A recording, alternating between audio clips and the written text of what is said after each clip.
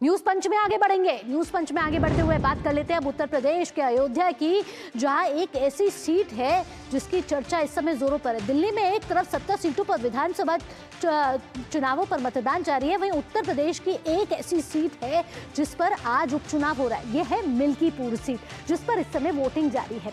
इस सीट पर 414 बूथों पर सुबह 7 बजे से मतदान जारी है। 10 उम्मीदवारों का भाग्य आज ईवीएम में कैद हो जाने वाला है। आपको बता दें कि वैसे तो विधानसभा की इस एक सीट पर उपचुनाव हो रहा है, पर इसे जीतने के लिए योगी आदित्यनाथ और अखिलेश ने आर पार की ठानी है। दोनों नेताओं ने एड़ी चोटी का जोर लगा दिया है। इस चुनाव के नतीजे का उत्तर प्रदेश चुनाव पर असर हो सकता है।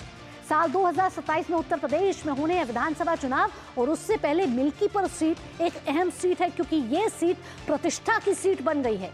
ये सीट साख की सीट बन गई है, राजनीतिक लिहाज से भी महत्वपूर्ण सीट बन गई है, क्योंकि ये एक बड़ा मुद्दा भी बन गया है कि मिल्कीपुर सीट इस बार किसके हाथों आएगी। पिछले 2 विधानसभा चुनाव में मिल्कीपुर में मतदान प्रतिशत में लगातार वृद्धि देखी गई है, और इस बार भी चुनाव आयोग ने पूरी तैयारी की है मिल्कीपुर में मतदान प्रतिशत को बढ़ाने के लिए। तो मिल्कीपुर सीट पर इस समय वोटिंग जारी है। आइए ग्राफिक्स के जरिए समझते हैं कि दोपहर 1 बजे तक मिल्कीपुर में कितने प्रतिशत वोट जो है वो हो चुका है। दोपहर 1 बजे तक आपको बता दें कि 44.59% मतदान जो है मिल्कीपुर में हो चुका है। कड़ी सुरक्षा के बीच उपचुनाव के लिए ये हो रहा है मतदान। मिल्कीपुर सीट पे 414 बूथ है वो बनाए गए हैं, जो सुबह 7 बजे से चल रहा है मतदान। और इस बार 10 उम्मीदवार जो हैं मिल्कीपुर की सीट पर खड़े हुए हैं, जिनका भाग्य आज ईवीएम में कैद हो जाएगा, क्योंकि मिल्कीपुर के निवासी आज कर रहे हैं अपने मताधिकार का प्रयोग।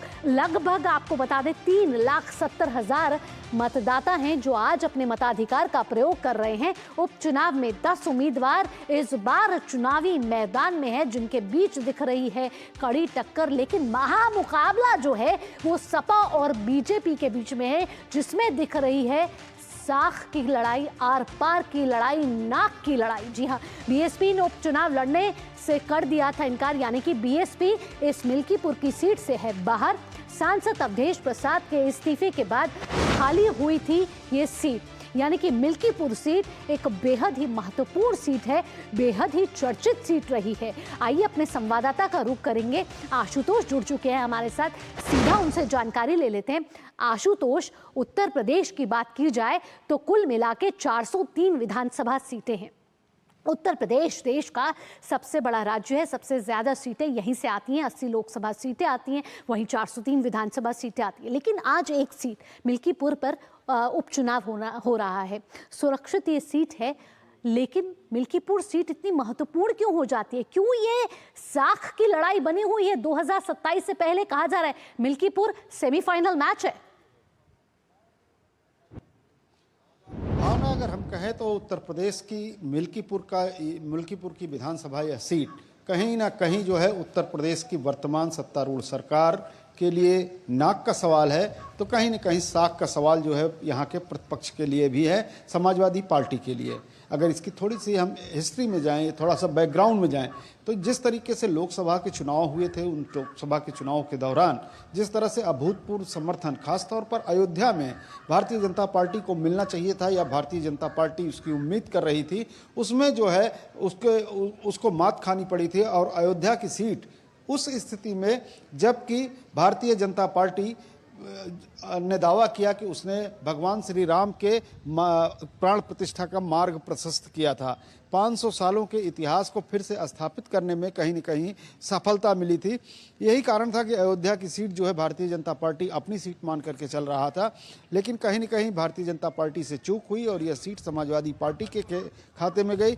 और जब समाजवादी पार्टी के खाते में गई, तो जिस तरह से पिछले संसद के सत्र के दौरान हमने देखा है कि अवधेश प्रसाद जो यहाँ से सांसद हैं समाजवादी पार्टी के, वो समाजवादी पार्टी के अध्यक्ष अखिलेश यादव के बगल में सबसे आगे की सीट पर बैठा करते थे। कहीं न कहीं भारतीय जनता पार्टी को समाजवादी पार्टी जो है तंज कस रही थी और इस बात को लेकर के तंज कस रही थी कि अयोध्या की सीट हमने यहाँ पर जीती है, और यही कारण है कि विधानसभा की 403 सीटों में से यह मिल्कीपुर की सीट जो है उत्तर प्रदेश की भारी पड़ती दिखाई दे रही है। सुरक्षित सीट है और यहाँ पर लगभग 9 जो परिसीमन हुआ था, उस परिसीमन के पूर्व जो है सोहावल सीट हुआ करती थी। सोहावल सीट से जो है सुरक्षित सीट से अवधेश प्रसाद यहाँ पर लगभग दोनों को मिलाकर के 9 बार यहाँ से विधायक रह चुके हैं। लेकिन भारतीय जनता पार्टी भी जो है यहाँ पर कम नहीं जीती है, वो भी कई बार यहाँ पर उसके प्रत्याशी सफल हुए हैं। और अब जबकि विधानसभा प्रत्याशी के रूप में अवधेश प्रसाद के संक्षेप में आपसे पूछना चाहूंगी आशुतोष, सपा ने बड़ा आरोप भी लगा दिया मतदान के दौरान, क्या आरोप लगाया है? समाजवादी पार्टी ने कई स्थानों पर ट्वीट करके यहाँ पर मतदान में गड़बड़ी के आरोप लगाए हैं। लेकिन जिस तरह से भावना मैं सवेरे से यहाँ पर घूम रहा हूँ मतदान केंद्रों पर, जिस तरह से लोग निकल करके आ रहे हैं, साफ तौर पर कह सकता हूँ कि निर्वाचन आयोग की जो बंदिशें हैं पूरी तरह से काम कर रही हैं। सुरक्षा के पर्याप्त इंतजाम किए गए हैं और लोग जो है खुल करके निकल करके मतदान केंद्रों पर अपना मत कास्ट करने के लिए आ रहे हैं।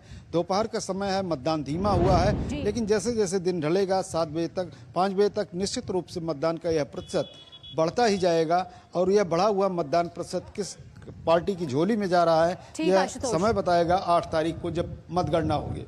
बिल्कुल 8 फरवरी को नतीजे घोषित कर दिए जाएंगे। फिलहाल आशुतोष तमाम जानकारियों के साथ आपका धन्यवाद।